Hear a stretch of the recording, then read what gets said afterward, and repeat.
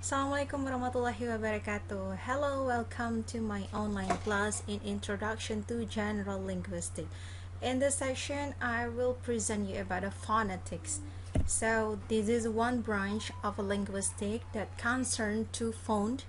Ya, concernnya tuh kepada bunyi. Nah, there are four things that we have to discuss in this section.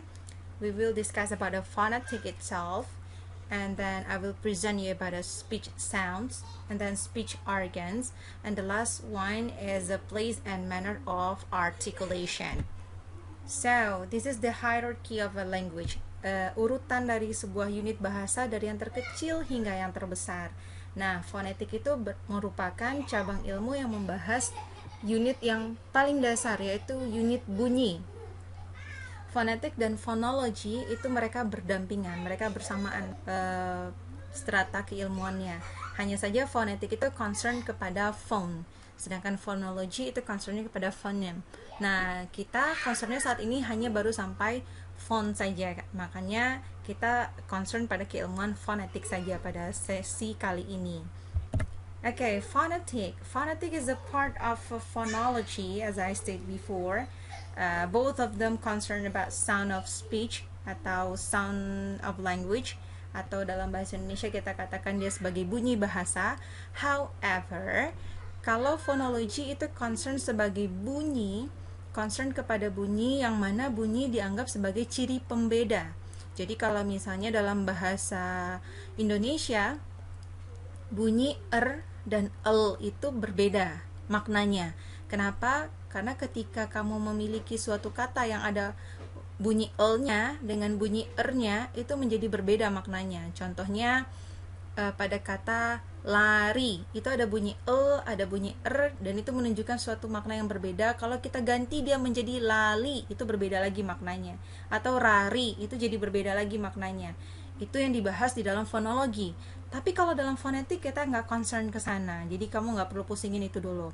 Dalam fonetik kita fokus on physical form of sound, especially in speech sound, bukan sound yang dalam artian luas, tapi hanya speech sound saja. Kita lebih fokus kepada bentuk fisiknya, kita fokus kepada how speech sound are produced, kemudian and then how the speech sounds are transferred to human ears, bagaimana kita bisa mendengarkannya. Kemudian terakhir bagaimana simbolisasinya, how do we classify the speech sounds, bagaimana sih cara mensistematiskan bunyi-bunyi bahasa ini sehingga menjadi sesuatu yang bisa dipelajari dan diteruskan untuk dianalisisnya, sehingga kita perlu simbol-simbol. Nah, kalau berkenaan dengan simbol-simbol itu ada dalam fonetik. Oke, fonetik secara general ini saya ambil dari bukunya Verhaar. Ada dua, ada articulatory phonetic dan acoustic phonetic. Kalau articulatory phonetic itu menurut Marsono itu dianggap sebagai phonetic organ. Kenapa? Because it focus on the speech organs. Dia fokusnya tuh ke dalam organ berbicara, atau fokusnya kepada bunyi yang sifatnya lebih kepada manusianya. Makanya kalau menurut Verhaar di sini dikatakan bahwa articulatory phonetic itu adalah keilmuan yang membahas tentang articulation, pengucapan dan proses dari pengucapan. Bagaimana itu maksudnya? It deals with how speech sounds are produced by speech organs. Jadi dia concern kepada bagaimana bunyi bahasa diciptakan atau diproduksi oleh organ-organ berbicara. Organ-organ berbicara itu apa aja sih? Nanti kita bahas setelah ini ya. Kemudian, the articulatory system is associated with the place of articulation and manner of articulation. Nah, dalam sistem pengucapan itu pasti, kalau dalam articulatory phonetic ini, dia pasti akan berkaitan dengan tempat pengucapan dan cara pengucapan. Dan selain itu, the articulatory phonetic itu, dia concern ke dalam speech sound yang mana dia nantinya akan terbagi-bagi menjadi vowel, consonant, and diphthong, dan itu dipengaruhi oleh place and manner of articulation. Itu adalah kajian dalam articulatory phonetic. Sedangkan kalau acoustic phonetic, dia concernnya bukan ke manusianya lagi, concernnya ke dalam bunyi itu sendiri, dianggap sebagai suatu property. So this study about sound as a property of human speech. Di sini dia akan concern kemana? Ke frequency of speech sounds, amplitudo, kemudian apalagi frekuensi, amplitudo, kemudian gelombang suara, intonasinya, segala sesuatu yang berkaitan dengan gelombang-gelombang bunyi. Kalau kamu ingat lagi kajian fisikanya kamu, inilah di acoustic phonetic itu. Sehingga acoustic phonetic ini sangat memberikan kontribusi yang besar dalam keilmuan fisika. Misalnya ingin membuat telepon, ingin membuat mengatur dawai-dawai atau bunyi-bunyi, itu juga sangat bergantung pada acoustic phonetic ini. Jadi alat-alat yang biasanya dipakai berkaitan dengan pengecekan atau menstabilkan bunyi, itu pasti ada acoustic phoneticnya. Oke, dari tadi kita bahas speech sounds. Speech sounds itu apa sih? Gitu. Speech sound itu adalah most recognizably units of spoken language produced by speech organ. Dalam bahasa Indonesia kita menyebutnya adalah bunyi bahasa. Jadi inilah unit dari bahasa lisan yang paling kecil yang bisa kita sadari kehadirannya di dalam lingkungan kita, yaitu bunyi bahasa. Bunyi ada banyak. Kamu ketuk pintu, knocking, atau kamu bersiul, atau kamu menjentikan tangan, itu bunyi. Tapi itu belum bunyi bahasa. Kenapa? Karena dia belum menjadi sesuatu yang komunikatif. Tapi kalau dia sudah bermakna, yang sifatnya sudah seperti bahasa, sudah ada tata bahasanya, itu yang disebut dengan speech sounds. Kalau misalnya bunyi ketukan itu kan nggak ada tata bahasanya ya, jadi itu belum masuk ke dalam speech sounds. Oke, nah di dalam fonetik kamu harus akrab dengan simbol. Semua speech sounds di dalam fonetik itu disimbolisasikan. Kita menyebutnya dengan phonetic symbols, dan itu semua tercover di dalam IPA atau International Phonetic Alphabet. Nah, silahkan di-download dulu atau bisa dilihat di kamus. Biasanya di lembar pertama atau di cover bagian akhir itu ada International Phonetic Alphabetnya yang ada kode-kodenya. Kalau dilihat sekilas dia mirip seperti huruf Latin, tapi kalau diperhatikan lagi ada pembedanya dengan huruf Latin. Nah, itu adalah phonetic symbols. Okay, next slide we talk about speech sound mechanism. Gimana sih sebuah bunyi bahasa itu bisa diproduksi? Secara general atau saya samarikan seperti ini, ada 4 tahapan. The first one is ear supplies the lung and muscle in the chest. Jadi intinya adalah paru-paru kamu harus punya udara dulu. Kalau paru-paru kamu nggak punya udara, kamu nggak akan bisa menghasilkan bunyi. Makanya kalau orang yang paru-parunya penuh dengan cairan, dia udah nggak bisa lagi bicara. Kenapa? Karena tidak bisa mengalirkan udara keluar dari paru-parunya. Sama juga dengan anak kecil. Kenapa anak kecil baru pertama lahir itu dia langsung ngoek?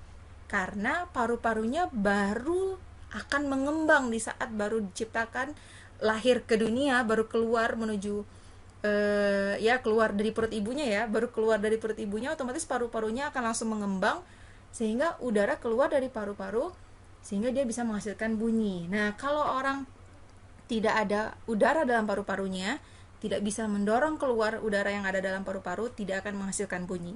Nah, kalau speech sounds tidak sampai sana saja. Ada lagi tahapan kedua. Setelah udara keluar dari paru-paru, ada lagi peran berikutnya. Muscles-nya harus modify lung itu untuk mengalirkan udara menuju vocal cord. Kamu bisa ketemu istilahnya vocal cord atau vocal fold and larynx. Itu maksudnya adalah udara yang ada dalam paru-paru tadi didorong atau dialirkan keluar menuju pita suara atau pangkal tenggorokan. Harus menuju pita suara. Kenapa? Ketika udara itu menyentuh pita suara tapi tidak menyentuh hal-hal lainnya, hanya pita suaranya saja, maka dia akan menghasilkan speech sound vowel atau vokal. Tapi ketika dia menyentuh vocal cord, kemudian dia menyentuh filters yang lain, yang mana filters itu di dalam fonetik kita menyebutnya articulators, seperti cavities, nasal, palate, itu maksudnya rongga mulut, nasal cavities, rongga hidung, atau palate, langit-langit kamu, atau lidah kamu, atau gigi kamu, maka dia akan menghasilkan bunyi konsonan. Jadi berbeda di filternya. Different filters will modify different speech sounds. Itu maksudnya yang nomor 4. Jadi ketika ketika udara mengalir dari paru-paru menuju keluar, ketika itu dia harus menyentuh vocal cord, dan kalau dia menyentuh vocal cord tapi tidak menyentuh filters lainnya, maka dia akan menghasilkan bunyi vowel. Tapi ketika dia setelah menyentuh itu, kemudian dia menyentuh filters lainnya seperti rongga mulut, kemudian bisa jadi hidung, gigi, langit-langit, dan lainnya, dia akan menghasilkan bunyi-bunyi bahasa yang lebih bervariasi, yaitu bunyi-bunyi konsonan. Nah, gimana kalau misalnya udara dari paru-paru tersebut mengalir keluar tapi tidak menyentuh apapun? Kalau dia tidak menyentuh apapun, otomatis dia menjadi apa? Dia tidak akan menjadi speech sounds. Dia hanya sebagai hembusan nafas biasa. Makanya itu pentingnya articulators. Okay, so this is a speech sound mechanism. Untuk lebih detailnya kamu boleh baca ini, nanti slide-nya saya berikan juga.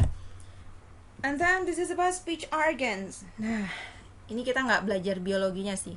I just want to present you. I just want to show you that actually linguistik itu harus tetap akrab dengan biology, tetap harus akrab dengan apa yang ada dalam tubuh kamu, karena kamu tidak akan bisa menghasilkan bahasa kalau kamu tidak memiliki tubuh yang sehat seperti ini. Jadi kamu bayangkan, bahasa yang bisa kamu produksi hari-hari ini, kamu membutuhkan organ-organ inilah untuk bisa memproduksinya. Dari paru-paru, otot diafragma.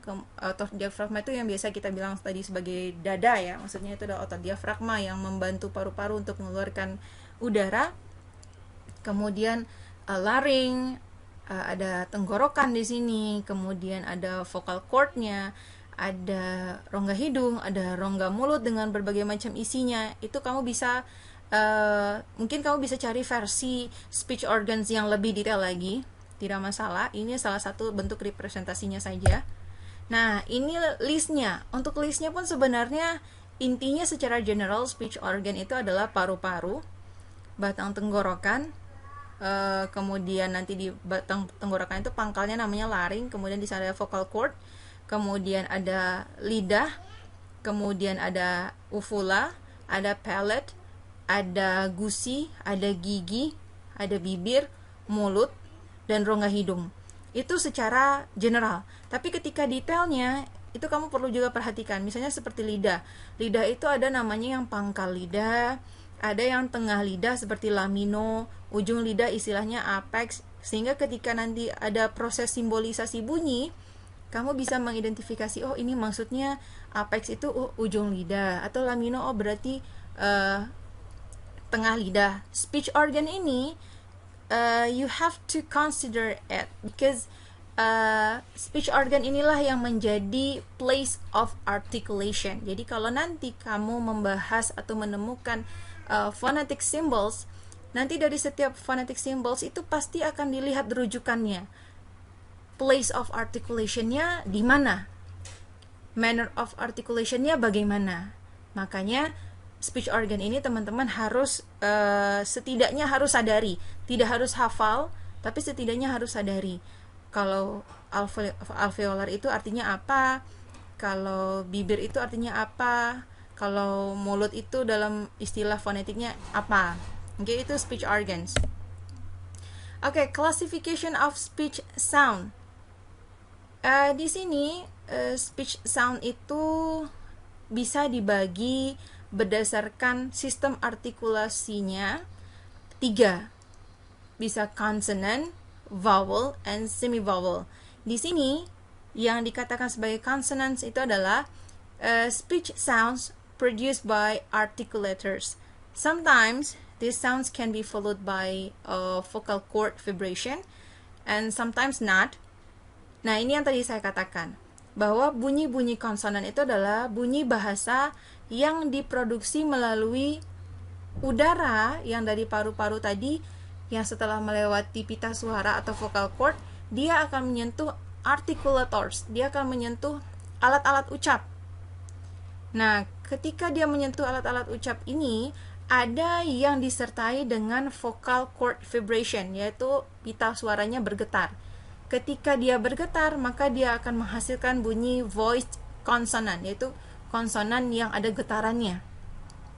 Sedangkan konsonan yang tidak melewati vibration, jadi dia hanya menyentuh articulation saja tapi tidak mengalami vocal cord vibration, maka dia disebut sebagai voiceless consonant. Itu adalah bunyi pertama, yaitu consonant. Kedua, bunyi vowel. Kalau dalam bahasa Indonesia kita menyebutnya vokal. Bunyi vowels ini adalah speech sounds produced by vocal cord vibration, and it doesn't need any filters of articulators. Jadi di sini vowels juga seperti yang saya sampaikan sebelumnya adalah bunyi yang diproduksi karena udara yang mengalir dari paru-paru menyentuh pita suara dan menggetarkan pita suara tersebut, tapi tidak menyentuh alat ucap lainnya, tidak menyentuh artikulators yang lain. Hanya sampai pita suara saja, kemudian dia keluarlah dari mulut. Oke, itu yang namanya vowels. Kemudian ada semi-vowels. This is the vowel-like sounds, maksudnya adalah bunyi yang mirip, kalau didengar dia mirip seperti vowels, tapi dia adalah konsonan. Kenapa? Karena place of articulation dan manner of articulationnya itu mengacu kepada konsonan, tapi bunyinya seperti vowels. Nah, biasanya bunyi yang seperti ini, contohnya bunyi wuh dan bunyi yuh. Itu namanya semi-vowels. Oke? Kemudian classification of speech sound itu ternyata cukup beragam. Kalau yang tadi, classification of speech sounds berdasarkan sistem artikulatorinya. Itu secara umum.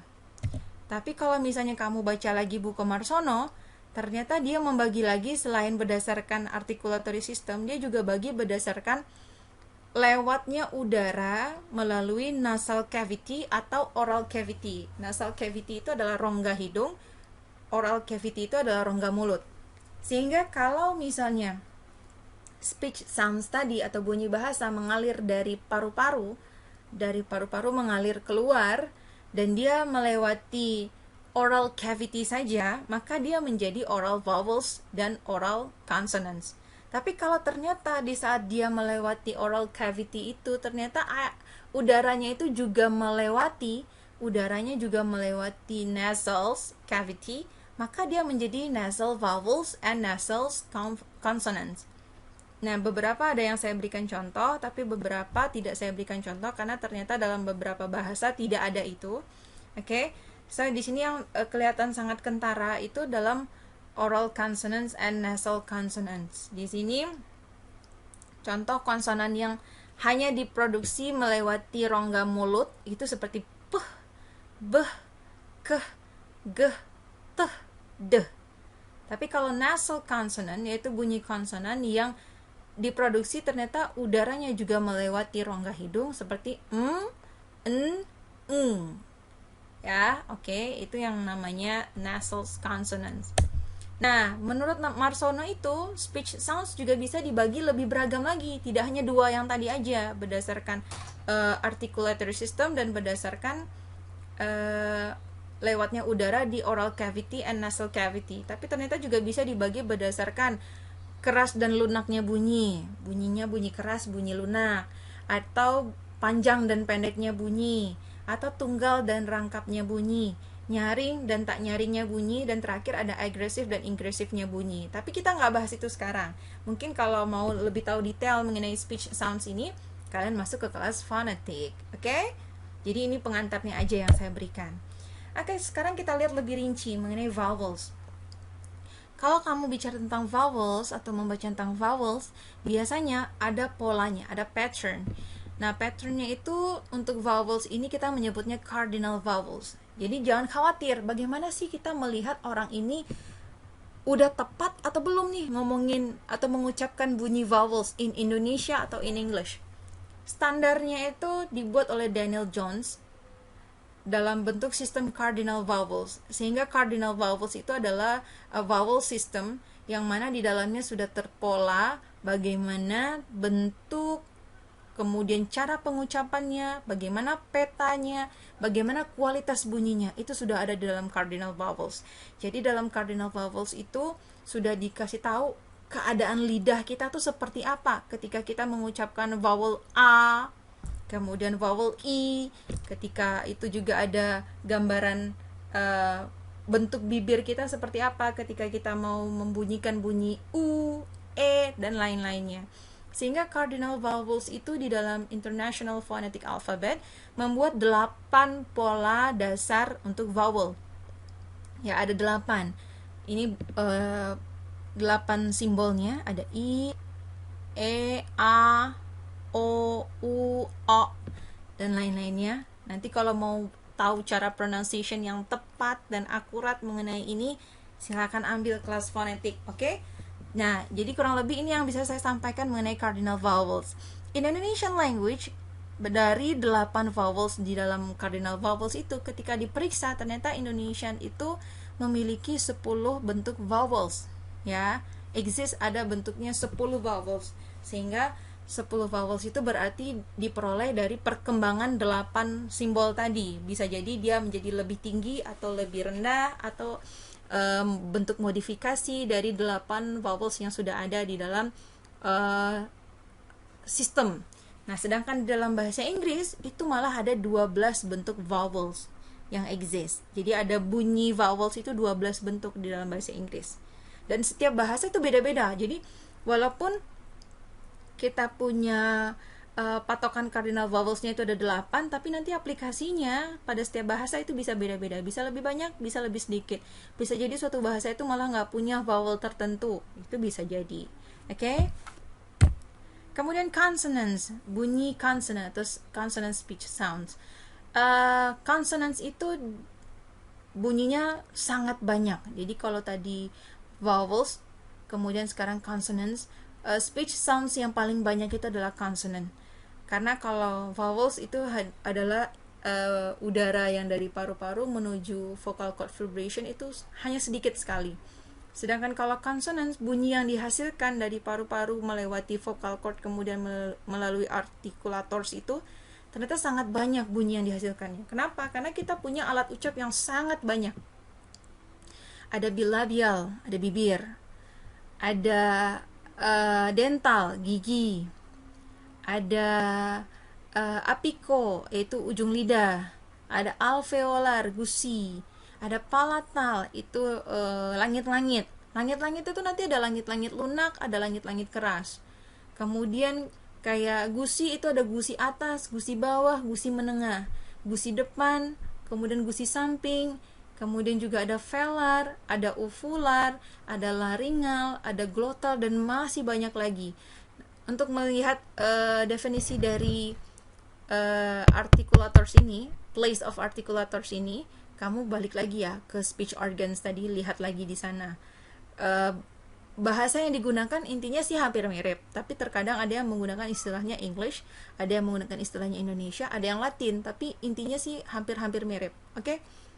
Kemudian ada manner of articulation. Jadi selain berdasarkan tempat pengucapannya, ternyata cara mengucapkannya itu juga mempengaruhi eksistensi konsonan. Place of articulation yang sama, ya, misalnya nih sama-sama bunyi bilabial, bunyi dua bibir. Tapi kalau mannernya berbeda, maka hasil bunyinya pun juga berbeda. Ada bunyinya yang plosive, meletup. Ada affricate, ada nasal tadi yang sengau ya, ada lateral, dan banyak lagi. Nah, itu mempengaruhi manner of articulation. Kemudian yang ketiga, konsonan itu dipengaruhi oleh vibration yang tadi, menggetarkan vocal cord. Ada getaran atau tidak, sehingga dia akan menghasilkan bunyi voice and voiceless. Ciri-ciri bunyi voice itu adalah ketika kamu mempronounce-nya, kamu tutup telinga, kalau bunyi getar, itu tandanya dia voice. Tapi ketika kamu membunyikannya dan kamu tutup telinga, tidak ada bunyi getaran, itu voiceless. Contohnya peh dan beh. Nah, mana tuh di antara peh dan beh? Mana yang bergetar, mana yang enggak? Yang bergetar masuk voice, yang tidak bergetar masuk voiceless. Oke? Itu consonant. Anyway, ketika kita bilang konsonan, pasti kita akan akrab juga dengan yang tadi, place and manner of articulation. Jadi place of articulation itu mengacu kepada where the narrowing occurs. Maksudnya adalah lokasi si udara tadi terhambat. Ingat kan ya, speech sounds itu kan diproduksi berdasarkan udara dari paru-paru yang mengalir keluar, kemudian dia difilters oleh articulators. Terjadi narrowing of the airstream from lung into articulatory. Nah, where the narrowing occurs, di mana lokasinya penyempitan itu terjadi pada wilayah-wilayah articulators atau wilayah pengucapan, itulah yang namanya place of articulation. Misalnya udaranya mengalir terus ternyata tiba-tiba terhambat di gigi. Oke, berarti itu bagian dental, ya. Sedangkan kalau manner of articulation, how close the narrowing get. Jadi bagaimana nih? Apakah narrowingnya benar-benar rapat atau narrowingnya ternyata agak renggang? Nah, itu akan mempengaruhi mannernya sehingga dia bisa menghasilkan bunyi letupan atau bunyi bergetar dan lainnya. Itu namanya manner of articulation. Oke? Yang ketiga, bunyi yang ketiga itu tadi ada diphthong. Jadi setelah vowel, consonant, kemudian diphthong. Kalau vowel itu adalah tipe bunyi tunggal. Jadi ketika mulut dibuka maka akan menghasilkan satu bunyi. Tapi ketika mulut dibuka yang dihasilkan itu adalah combination of two vowels, maka kita menyebutnya diphthong. Ya, kalau vowel itu monophthong, satu bunyi tunggal. Tapi kalau diphthong ini adalah two vowels, yang mana ada combination of two vowels dalam single syllable, dalam satu suku kata. Kalau dalam satu suku kata ada dua vowels, berarti kedua-duanya harus dibunyikan dalam bersamaan atau meluncur. Oke, nah ketika dia meluncur, itulah yang disebut dengan bunyi diphthong. Diphthong can be seen in some language. In Indonesian language, you may see them in. Misalnya ketemu dalam syllable au. Au, berarti ada dua vowel, kerbau, maka ada bunyi diphthong au, yaitu vowel a dan u dalam satu syllable. Kemudian au lagi dalam kata pisau, sau, pada satu syllable, sau, ada dua vowels, a dan u, pisau. Ai pada kata pantai, pada syllable tai, pantai, santai, itu adalah diphthong Indonesian. Sama juga dalam bahasa Inggris juga banyak sekali diphthong. Loud, sight, hear, apalagi ada banyak banget lah pokoknya contoh-contoh diphthong dalam bahasa Inggris ataupun dalam bahasa Indonesia. Oke, jadi kamu bisa temukan itu. Kalau kamu tertarik dan berminat untuk mencari contohnya lebih lanjut, ya boleh join aja di kelas fonetik. Oke? Nah, untuk yang International Phonetic Alphabet, ini dia tadi. Di awal saya sudah sampaikan, phonetic symbols itu dikumpulkan secara standarisasinya yaitu dalam IPA. Di sini teman-teman bisa lihat berbagai macam bentuk phonetic symbols. Nah, di sini ada yang bagian atas, oke? Yang bagian atas inilah yang namanya place of articulation. Ada bilabial, dental, alveolar, palatal, sampai glotal. Sedangkan ada yang di sebelah kiri bawah, yang sebelah ini, ada plosive, ada nasal, ada trill, ada fricative. Ini namanya manner of articulation. Sedangkan yang diisi di dalamnya ini yang namanya symbols atau phonetic symbols atau phonetic alphabet. Nah, di sini ini kebetulan bentuk-bentuk phonetic alphabet dari konsonan. Ya, ini belum yang vowelsnya, baru yang konsonannya aja. Phonetic symbol selain dalam bentuk IPA, ini adalah bentuk lainnya juga. Ini adalah list dari phonetic symbols. Tapi kalau melihat yang ada di sini, di phonetic symbols ini, teman-teman nggak bisa tahu place of articulation and manner of articulationnya tidak bisa diidentifikasi. Ini kalau udah yang hafal aja. Nah, ini biasanya kamu temukan di bagian indeksnya dictionary, Oxford terutama, itu pasti ada phonetic symbols. Jadi tujuannya phonetic symbols ini adalah untuk menjelaskan kita how to pronounce something. Jadi ketika kamu nggak tahu bagaimana cara pengucapan suatu bahasa, misalnya suatu kata, maka digunakanlah phonetic symbols ini untuk menjelaskan, untuk mendescribe bagaimana transkripsi dari bunyi-bunyi ini. Pan, bat. Nah, kamu bisa tahu bagaimana mempronouncekannya secara benar, ya silahkan dibaca phonetic symbols-nya. Jadi ini gunanya phonetic symbols. Phonetic symbols tujuannya untuk mensimbolisasi bunyi-bunyi bahasa, untuk mengajarkan orang yang tidak tahu cara mempronouncekan suatu bahasa, sehingga dia butuh petunjuk, inilah petunjuknya. Nah, sedangkan kalau yang ingin tahu bagaimana cara pengucapannya yang baik dan benar, pengen tahu di mana alat ucap yang harus tersentuh untuk membunyikan sesuatu bunyi, dan bagaimana caranya yang tepat, yaitu buka yang IPA ini. Coba dirasa-rasa alat ucapnya, udah bener nggak ya kamu membunyikan bunyi ini tepat di bibir, atau di gigi, atau di langit-langit, dan lain-lainnya. Okay, I think that's all for today about the phonetic. I hope you can understand what I am present to you today in this section. Terima kasih karena sudah meluangkan waktu untuk mendengarkan kuliah saya hari ini. Selamat siang. Assalamualaikum warahmatullahi wabarakatuh.